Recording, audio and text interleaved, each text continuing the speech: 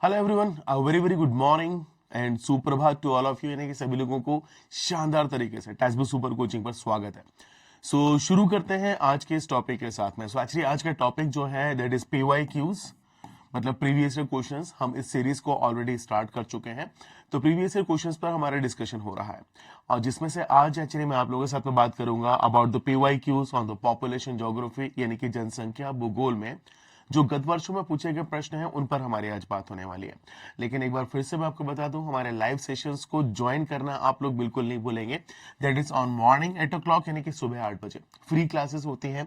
सुबह 8 बजे Monday to Friday, यानी कि सोमवार से शुक्रवार मेरी आपसे हमेशा मुलाकात होती है। ओके, टैसबू सुपर कोचिंग के इसी ऑफिशियल यूट्यूब चैनल के साथ में। और इसके अलावा इवनिंग 9 o'clock, यानी कि रात को 9 बजे टैसबी सुपर कोचिंग के ऐप को डाउनलोड जरूर कर लीजिएगा। इसी वीडियो के नीचे डिस्क्रिप्शन बॉक्स में इसकी लिंक शेयर की हुई है। तो यहाँ पर जब आप यहाँ दरअसल ऐप को डाउनलोड करते हैं, तो इस ऐप में भी मंडे टू फ्राइडे आपके लिए क्लासेस अवेलेबल होती हैं। ये वो क्लासेस हैं जहाँ पर रेगुलर पेड क्लासेस से जो भी डेली हम यहाँ पर टॉपिक पढ़ाते हैं, उसी टॉपिक पर होता है क्लास टेस्ट, जो आपको देता है एक शानदार तैयारी। सो प्लीज यहाँ पर इनको ज्वाइन जरूर कीजिएगा। चलिए, यहां से मैं नेक्स्ट आगे बढ़ता हूं। सबसे पहले हम ये आपको बता देते हैं कि we already have started a very great important live foundation batch 2.0। ये हमारा ऑलरेडी लाइव हो चुका है, तो बिना देरी किए जल्दी जल्दी इस पर्टिकुलर यहां पर लाइव बैच को ज्वाइन जरूर कीजिएगा। ओके, जो पेपर 1 पेपर 2 दोनों की तैयारी के लिए शामिल है। That's good. चलिए आगे बढ़ता हूं मैं।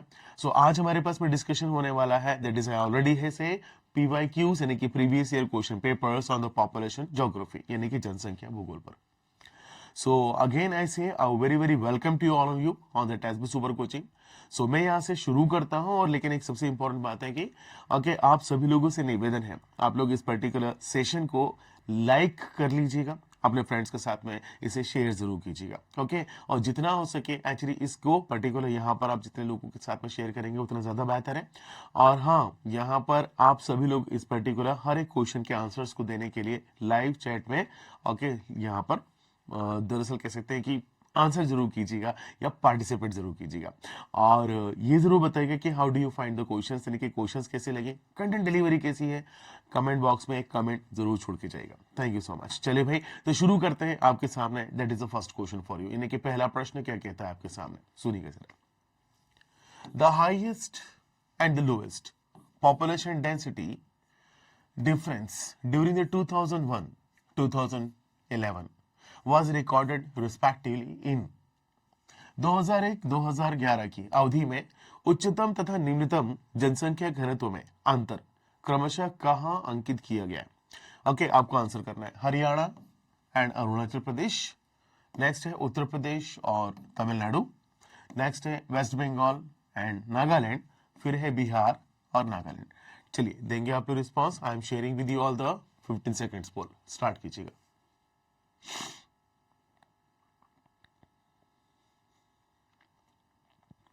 और अभी तक भी अगर सेशन अगर आप लोगों ने लाइक नहीं किया है तो सेशन को लाइक करते जाएगा, फ्रेंड्स के साथ में शेयर जरूर कर दीजिएगा, ताकि वो लोग भी इन पर्टिकुलर सेशंस का बेनिफिट उठा सके।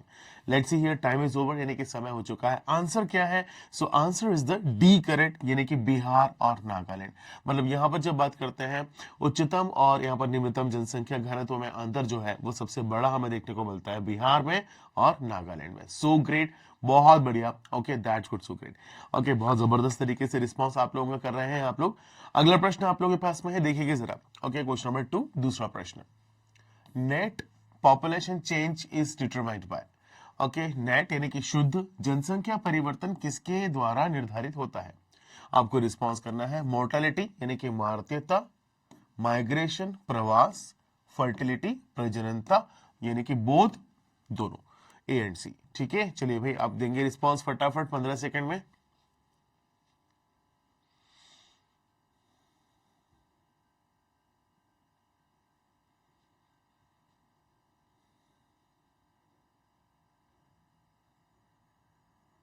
लीजिएगा, द टाइम इज ओवर, यानी कि समय निकल चुका। आंसर है डी, यानी कि दोनों ए और सी बिल्कुल सही है। मार्त्यता और प्रजननता यानी कि मॉर्टेलिटी और फर्टिलिटी। स्पेशली यहाँ ना जब बात की जाती है हमारे पास में, जैसे मैंने कहा कि नेट पॉपुलेशन चेंज यानी कि नेट जनसंख्या परिवर्तन या शुद्ध जनसंख्या परिवर्तन में क्या बात आती है, तो हम यहाँ पर सिर्फ मॉर्टेलिटी और यहाँ पर बात करते हैं हम दरअसल फर्टिलिटी, प्रजननता या अगर हम कहें तो मार्त्यता पर विशेष रूप से ध्यान दे रहे होते हैं। उसका रीजन ये है कि दरअसल हम इसमें हम बेसिकली एक बड़ी ही इंपॉर्टेंटली हमारा डिस्कशन होता है specially over the natural growth of the population और the natural change of the population, यानी कि प्राकृतिक परिवर्तन के अंतर्गत हम यहाँ पर शामिल कर रहे होते हैं। चलिए आई एम मूविंग ऑन, आगे चलते हैं। क्वेश्चन नंबर 3, तीसरा प्रश्न आपके सामने है।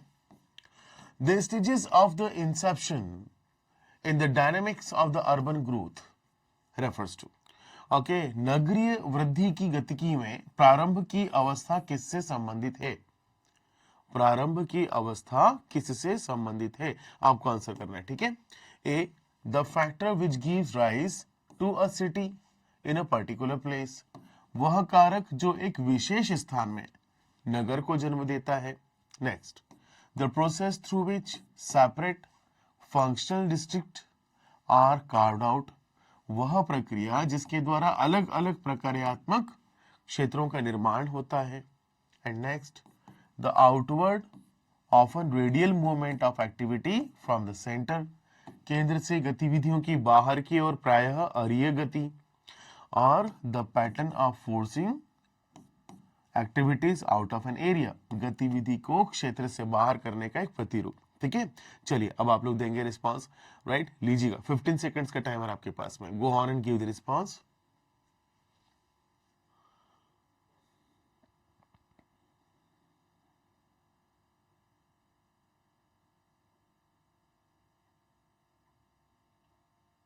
द टाइम इज ओवर, समय निकल चुका। देखते हैं the answer here is the A correct, A बिल्कुल सही रिस्पॉन्स है। एक्चुअली क्या बताते हैं नगरीय वृद्धि की गति की भी मतलब एक्चुअली कहते हैं कि जब हम पॉपुलेशन ग्रोथ की बात करते हैं, सॉरी अगर हम कहते हैं यहाँ पर जब अर्बन पॉपुलेशन ग्रोथ की बात की जाती है तो अर्बन एरियाज या अर्बन पॉपुलेशन ग्रोथ कहाँ से शुरुआत होती है, उसकी शुरुआत यानी कि फर्स्ट स्टेज कहाँ पे दिखता है, तो यहाँ पर कहते हैं कि the factor which gives rise to a city in a particular place, मतलब वह कारक जो किसी विशेष स्थान में नगर को जन्म देता है।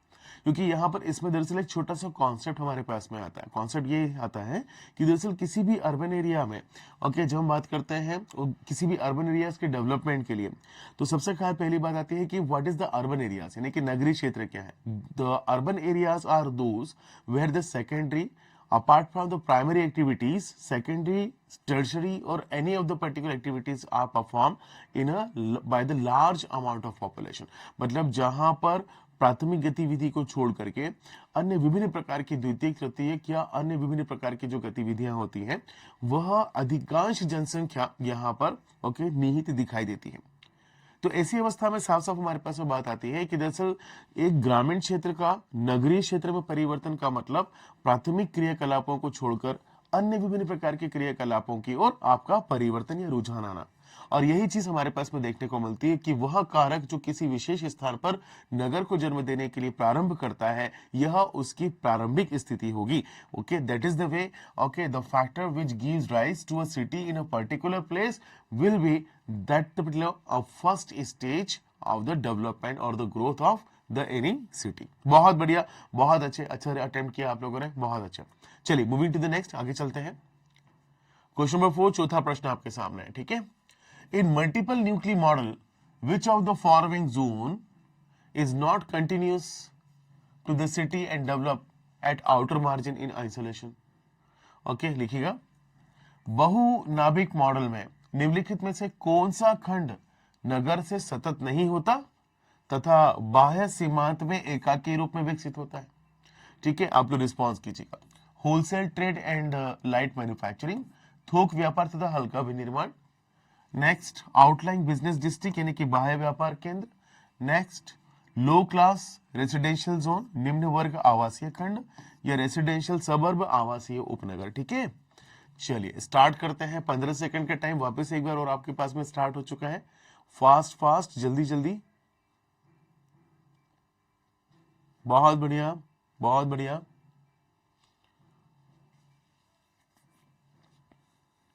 And the time is over, यानी कि समय निकल चुका है। देखते हैं the answer is the 4, that is what, residential suburb, यानी कि आवासीय उपनगर। ओके, सो यहाँ पर आप जानते हैं मल्टीपल न्यूक्लियर मॉडल, यानी कि हमारे पास में ओके दरअसल बहुनाभिकीय मॉडल जो है वो जो प्रस्तुत किया गया था, इसमें एक्चुअली हमारे पास में दरअसल देखने को मिलता है कि सेंट्रल में सीबीडी यानी कि सेंट्रल बिजनेस डिस्ट्रिक्ट होता है, और यहाँ से जैसे जैसे हम बाहर की तरफ चलते हैं तो यहाँ दरअसल हमारे पास मल्टीपल न्यूक्लियर मॉडल में कंसेंट्रिक जोन, यानी कि यहाँ पर कह सकते हैं कि दरअसल जो केंद्रपसारी जो हमारे पास में क्षेत्र होते हैं, ओके, वो उस तरीके से नहीं दिखाई देते हैं, बल्कि क्या हो जाता है, अलग अलग प्रकार के क्षेत्र यहाँ पर निर्मित होते हुए दिखाई देते हैं, जिसमें सबसे बाहर की तरफ एकदम आउटसाइड एक्चुअली हमारे पास में रेसिडेंशियल सबर्ब यानी कि आवासीय उपनगरों की स्थापना करने का प्रयास किया गया था। ओके, बहुत बढ़िया, चलते हैं आगे। That is the next question. अगला प्रश्न देखते हैं, क्वेश्चन नंबर 5, पांचवा प्रश्न क्या बोलता है, which of the following condition is characterized by the second stage of demographic transition. निम्नलिखित में से कौन सी अवस्था जननांकिकी संक्रमण यानी कि परिवर्तन की दूसरी अवस्था को चरित्रांकित कर देती है। ठीक है, आपको रिस्पॉन्स करना है। Low birth rate and high death rate, यानी कि निम्न जन्म दर और उच्च मृत्यु दर। Next, high birth rate and high death rate, यानी कि उच्च जन्म दर और उच्च मृत्यु दर। Next, high birth rate and declining death rate, यानी कि उच्च जन्म दर और ह्रासमान मृत्यु दर। और फिर लो birth rate and low death rate, यानी कि निम्न जन्म दर और निम्न मृत्यु दर। ठीक है, चलिए अब आप लोगों को रिस्पॉन्स करना है, 15 सेकंड का समय आपके पास में, गो फास्ट।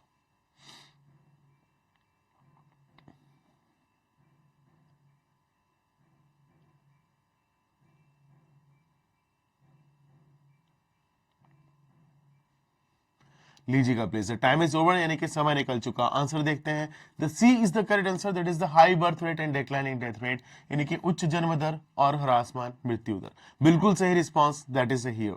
बहुत अच्छे, चलो चलो चलो, तो चलते हैं आगे। Let's see the next question. अगला प्रश्न क्या बोलता है, क्वेश्चन नंबर 6, छठवां प्रश्न।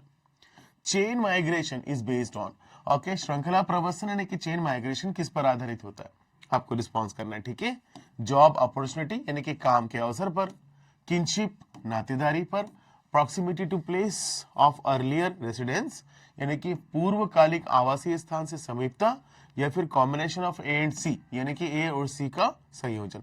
ठीक है, अब आपको दोनों में से बताना है। चलिए प्लीज लीजिएगा द क्वेश्चन नंबर ओके 6, छठवां प्रश्न है, तेजी से स्टार्ट कीजिएगा आप लोग।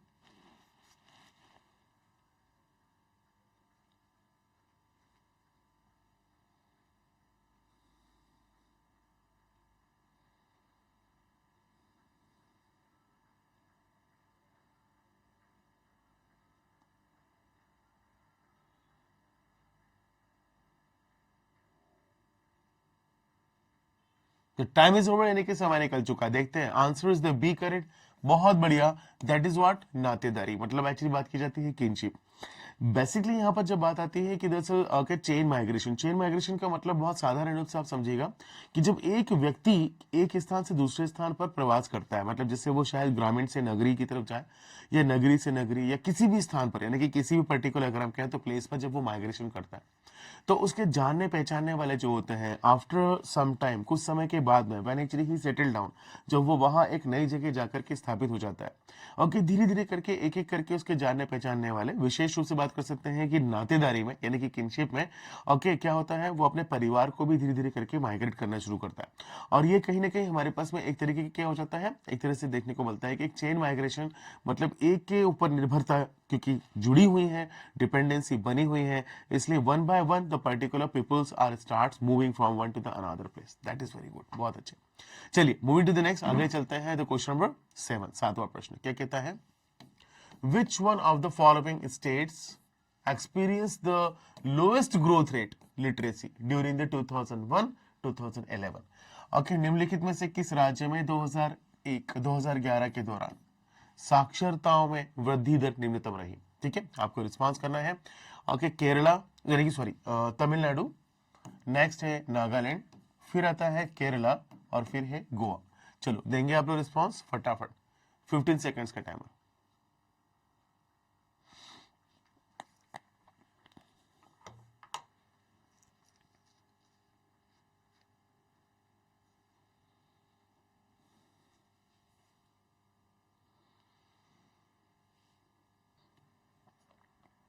And here the answer, is the C correct, और सी बिल्कुल सही रिस्पॉन्स है, केरल। हाँ जी बिल्कुल केरल। एक्चुअली यहाँ पर कोई बात नहीं, कोई समस्या नहीं।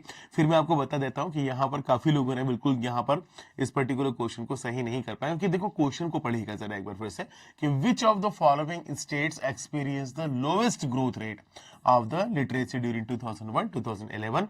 मतलब हमारे पास में वर्ष 2001-2011 के दौरान साक्षरता की वृद्धि दर निम्नतम रही, और ये थी केरल। मतलब एक्चुअली केरला में की बात कर सकते हैं तो ग्रोथ रेट कम थी, लेकिन क्योंकि उसका रीजन ये था क्योंकि वहां पर ऑलरेडी पॉपुलेशन बहुत ज्यादा है, अगर हम कहते लिटरेट है, और जनसंख्या में बहुत ज्यादा अगर हम कहते साक्षरता जहां पाई जाती है, उसमें साक्षरता में वृद्धि यानी कि उसमें कह सकते हैं कि लिटरेसी में जब ग्रोथ की बात की जाती है, दैट वुड बी ऑब्वियसली लो, यानी कि वो अवश्य ही यहाँ पर कम ही होगी। ओके, और जहां पर कम यहाँ पर जनसंख्या में साक्षरता होती है, वहां पर वृद्धि दर हमें ज्यादा तेजी से देखने को मिलेगी। साधारण सी बात है, पिछले साल के मुकाबले, यानी कि पिछले दशक के मुकाबले। ओके, चलिए आगे चलते हैं। The next question, question number 8, 8वां प्रश्न आपके पास में है, which state in India has recorded the lowest growth rate okay during the 2001-2011 census. वर्ष 2001-2011 की जनगणना के अनुसार सबसे क्रमवृद्धि दर दर्ज करने वाला भारतीय राज्य कौन सा है, आपको इस बार बताना है। ठीक है, केरला यानी कि केरल, वेस्ट बंगाल, पश्चिम बंगाल, राजस्थान, और फिर है आपके पास में बिहार। ठीक है, यहां पर देखिएगा फटाफट जल्दी से, 15 सेकंड का समय आपके पास में है।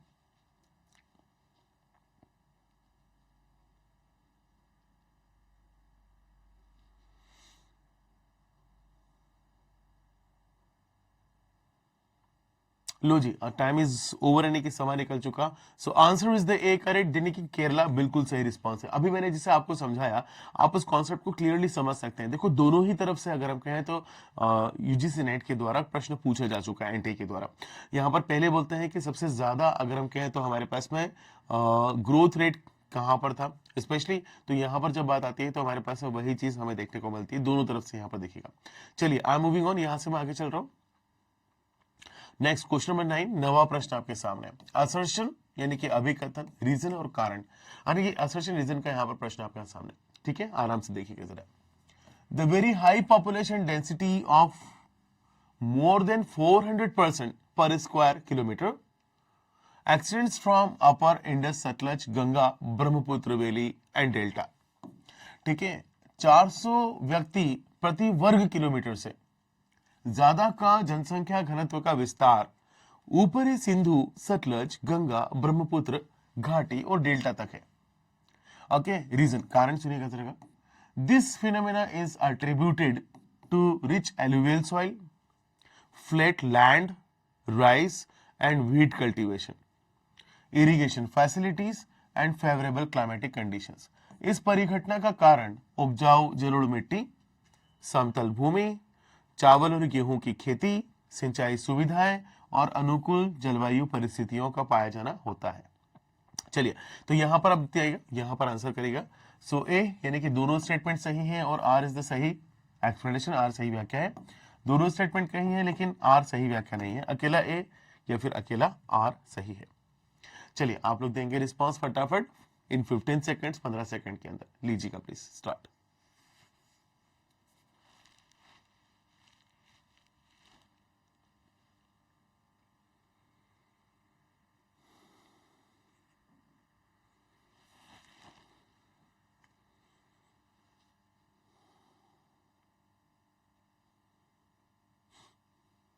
द टाइम इज ओवर, समय निकल चुका। Answer is the A correct कि दोनों स्टेटमेंट सही हैं और आर बिल्कुल सही व्याख्या, बिल्कुल सही, बहुत अच्छे, बहुत बढ़िया। चलिए चलते हैं द नेक्स्ट क्वेश्चन नंबर 10, 10वां प्रश्न। The decadal growth of population 1991-2001 according to the 2001 census is, मतलब जनगणना 2001 के अनुसार जनसंख्या की दश की वृद्धि 1991-2001 के बीच में क्या होगी, तो ये बताइएगा। 23.86 पॉइंट ओके परसेंट, यानी कि 23.86%, 21.34%, 21.34%, नेक्स्ट 24.66%, 24.66%, एंड 24.80%, यानी कि 24.80%। ठीक है, चलिए देंगे आप लोग रिस्पॉन्स फटाफट, 15 सेकंड्स का टाइमर स्टार्ट।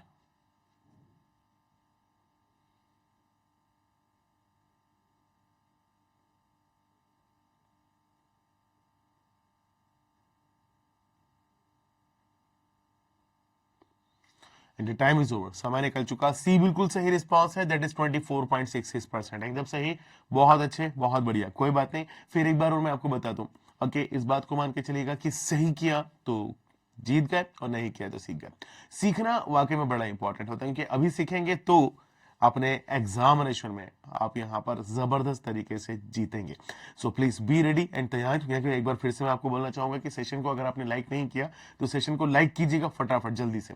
और यहां मैं आपको बता दूं कि we are already have started a very 100% foundation batch of 2.0 paper 1 paper 2 दोनों की तैयारी के लिए ऑलरेडी हमने शुरू कर दिया है, जिसमें आपके लिए यहां पर अवेलेबल है दैट इज 300+ आवर्स की लाइव क्लासेस, क्लास की पीडीएफ, एग्जाम का एनालिसिस, रिकॉर्डेड वीडियोस, ये सारी चीजें अवेलेबल है, strategy, mock test, practice questions, ये सब कुछ आपके लिए तैयार किया हुआ है।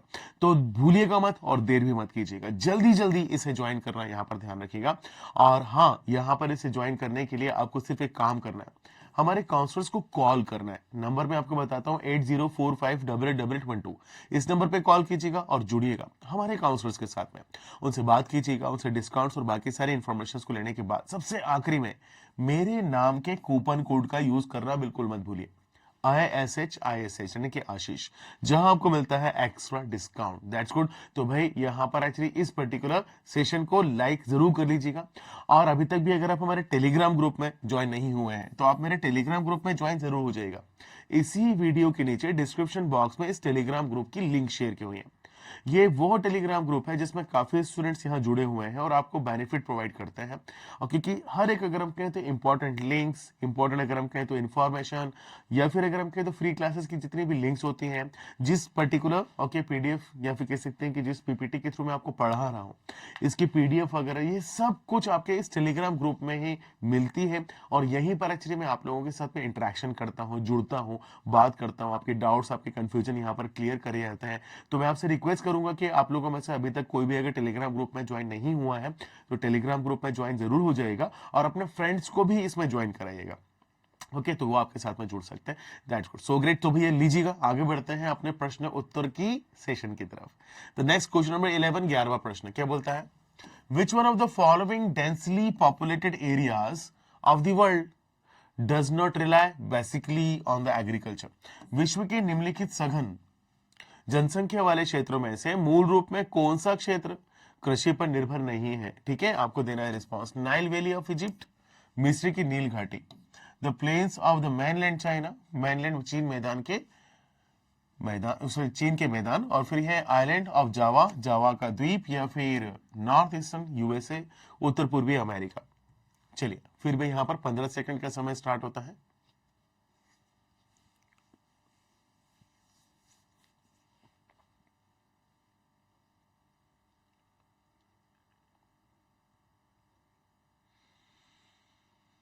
द टाइम इज ओवर, यानी कि समय हो चुका है। तो answer here is the D correct, D बिल्कुल सही उत्तर है।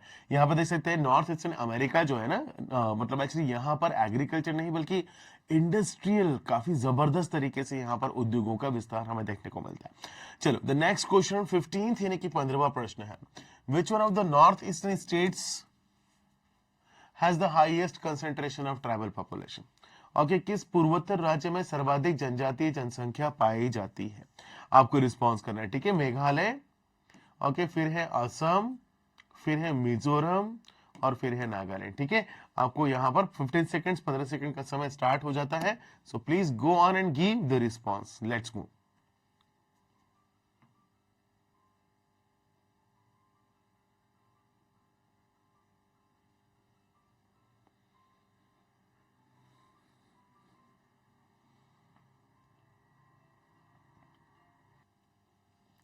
And the answer is the C correct, that is Mizoram. बहुत बढ़िया, एकदम शानदार, जबरदस्त तरीके से रिस्पॉन्स किया। चलो भैया चलते हैं आगे, अगला प्रश्न आपके पास में क्या कहता है, द क्वेश्चन नंबर 13, 13वां प्रश्न, विच one of the following metropolitan city has registered the largest population in 2011 census.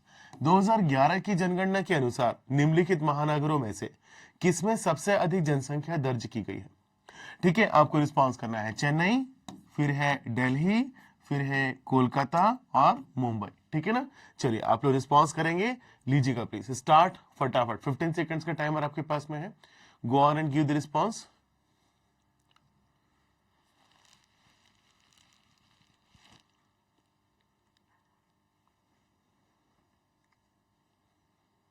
क्या बात है, लीजिएगा please, the time is over, लेकिन समय हो चुका। देखते हैं, the answer is the Mumbai. क्या बात है, बहुत बढ़िया बहुत बढ़िया, that's good.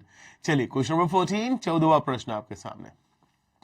Which of the following states in India is passing through the stages of demographic transition which entails low fertility and low mortality।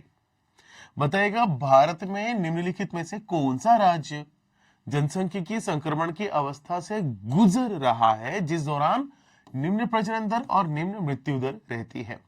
ठीक है, हमारे राज्यों की बात करते हैं, असम, हरियाणा, पंजाब या तमिलनाडु। ठीक है, चलिए भाई देंगे रिस्पॉन्स फटाफट, 15 सेकंड का समय।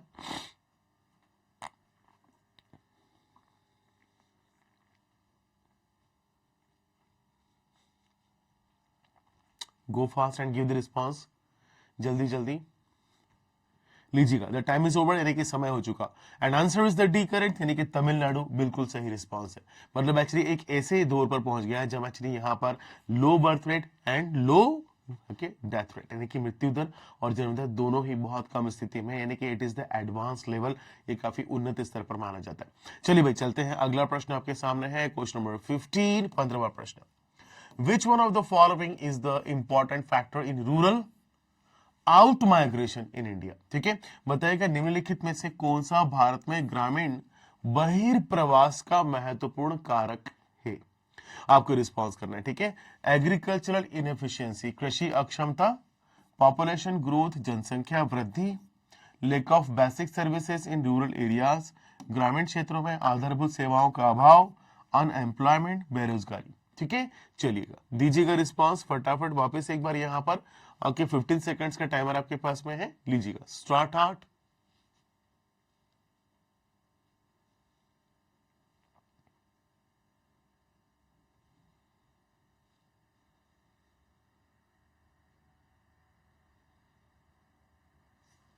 द टाइम इज ओवर, यानी कि समय हो चुका। आंसर देख लेते हैं। सो डी बिल्कुल सही रिस्पांस है, अनएम्प्लॉयमेंट यानी कि बेरोजगारी, बिल्कुल सही, बहुत बढ़िया, क्या बात है ना। अधिकांशतः हमारे पास देखने को मिलता है कि गांव आदमी छोड़ के क्यों जाता है भाई, बेरोजगारी के कारण ही तो जाता है ना। दैट्स गुड, बहुत अच्छे।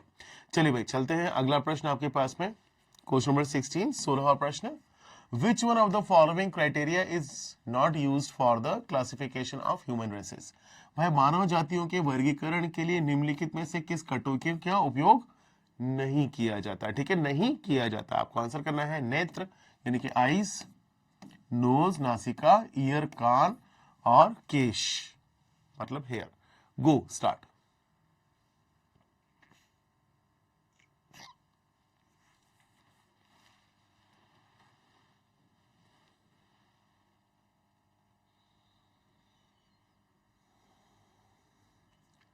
लीजिएगा, द टाइम इज ओवर, यानी कि समय हो चुका है। यहां पर आंसर आता है दैट इज सी, यानी कि कान बिल्कुल सही है। तो यहाँ पर ह्यूमन रेसेस जैसे कि मंगोलाइड, ऑस्ट्रेलाइड की बात करते हैं, द्रविडियन या फिर बात करते हैं नेग्रोलाइड्स की, आर्मेनियन। सो एक्चुअली अलग अलग प्रकार के जो मानव यहाँ पर प्रजातियां दिखाई देती हैं। तो यहाँ पर सभी प्रकार के जो हमारे पास मानवीय प्रजातियां हैं, ह्यूमन रेसेस है, इनमें डिफ्रेंशिएट करने के लिए विशेष रूप से हमारे पास में कुछ स्पेसिफिक कह सकते हैं कि स्टैंडर्ड या मानकों को तैयार किया जाता है, जिनमें एक्चुअली यहाँ पर देखा था कि आंखें किस तरीके की हैं, okay, the colour of the eyes यानी कि आंखों के रंग, the shape of the eyes यानी कि आंखों के आकार। इसी प्रकार से नासिका की बात करते हैं, मतलब आपका जो नाक है, ओके, यानी कि nose, what is this shape, यानी कि इसका शेप कैसा है, ओके, दैट इज यानी कि आपका लंबा और यहाँ पर पतला, बाहर की तरफ नुकीला निकला हुआ, या फिर एक्चुअली यहाँ पर चपटा दबा हुआ, और नथुने अगर हम कहें तो चौड़े दिखाई देते हैं नीचे की तरफ से, या फिर अगर हम कहें तो थोड़ा बड़ा, यहाँ पर कह सकते हैं कि बड़ा और चौड़ा, किंतु यहाँ पर इस तरीके से कई प्रकार की बात आते हैं। केश की बात करते हैं, हेयर्स की बात करते हैं, curly, okay, and the brownish, curly and actually we can say a little reddish, यह बात कर सकते हैं हमारे पास में, straight and the black, straight and the particular brownish. ऐसे कई प्रकार के अलग अलग यहाँ पर प्रकार किए जाते हैं। तो ये क्या है, on the basis of the different type of okay other standard, देखिए दूसरे मानकों के आधार पर okay we differentiate to the human races, यानी कि हम मानव प्रजातियों में अंतर करते हुए दिखाई देते हैं। But the year is not use, यानी कि कान का इसके लिए प्रयोग नहीं किया जाता। चलिए भाई बहुत अच्छे। अगला प्रश्न आपके पास में है, क्वेश्चन नंबर 17, 17वां प्रश्न, question number 17। The age specific fertility rate is maximum in which age group? आयु विशेष प्रजनन दर किस आयु समूह में सर्वाधिक पाई जाती है, सबसे ज्यादा है? आपको आंसर करना है 20 to 24 यानी कि 20 से 24, 25 to 29 ईयर्स 25 से 29, 30 to 35 ईयर्स यानी कि 30 से 34 वर्ष, और 35 to 39 यानी कि 35 से 39 वर्ष की आयु में। तो लीजिएगा 15 सेकंड्स टाइमर, 15 सेकंड का समय, फटाफट जल्दी से कवर कीजिएगा। तो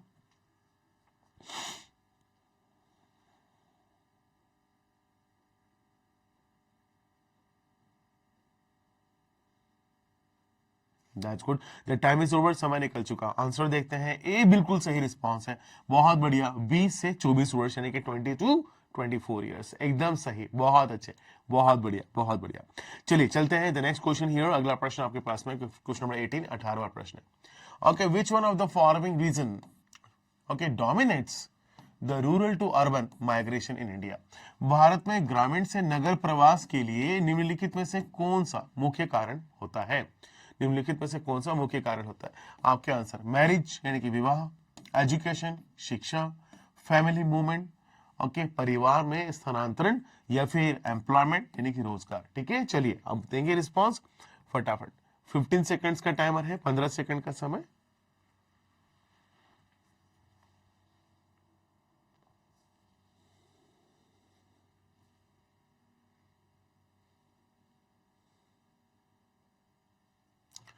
लीजिएगा please, the time is over यानी कि समय हो चुका है। देखते हैं क्या बोलता है।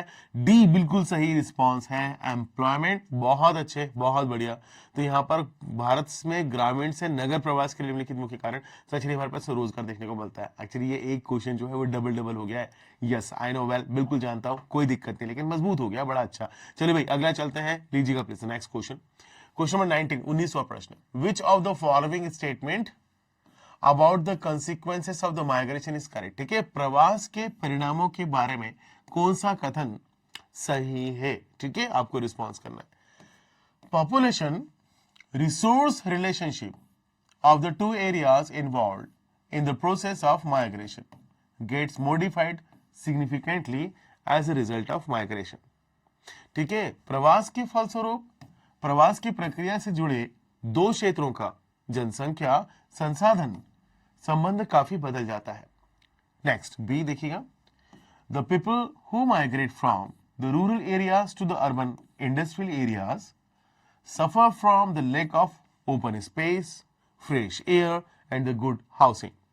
ओके, ग्रामीण क्षेत्रों से नगरीय औद्योगिक क्षेत्रों को प्रवासित करने वाले लोग खुली जगह, ताजी हवा, उत्तम आवास गृह के अभाव में कष्ट भोगते हैं।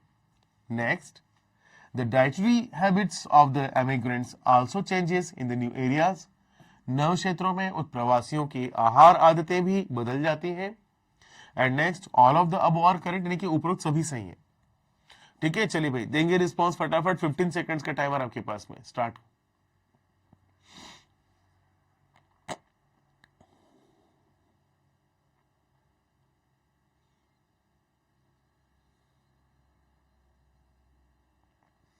That's good, so great. तो लीजिएगा प्लीज, टाइम इज ओवर यानी कि समय हो चुका है। डी बिल्कुल सही रिस्पांस है कि all the statements are very correct, कि सभी यहां पर कथन एकदम सही, बहुत बढ़िया। चलिए moving to the next question number 20 यानी कि 20वां प्रश्न आपके सामने। Which one of the following is not usually considered an indicator of the social wellbeing? निम्नलिखित में से कौन सामान्यतया सामाजिक कल्याण का सूचक नहीं माना जाता? सामाजिक कल्याण का सूचक नहीं माना जाता। आपको आंसर करना है, इन्फेंट मॉर्टेलिटी यानी कि शिशु मृत्युता, फीमेल लिटरेसी महिला साक्षरता, अवेलेबिलिटी ऑफ पोर्टेबल वाटर शुद्ध पेयजल की उपलब्धता, क्राइम यानी कि अपराध। ठीक है, चलिए स्टार्ट कीजिएगा, 15 सेकंड्स वापस स्टार्ट, 15 सेकंड के अंदर आपको रिस्पांस देना है।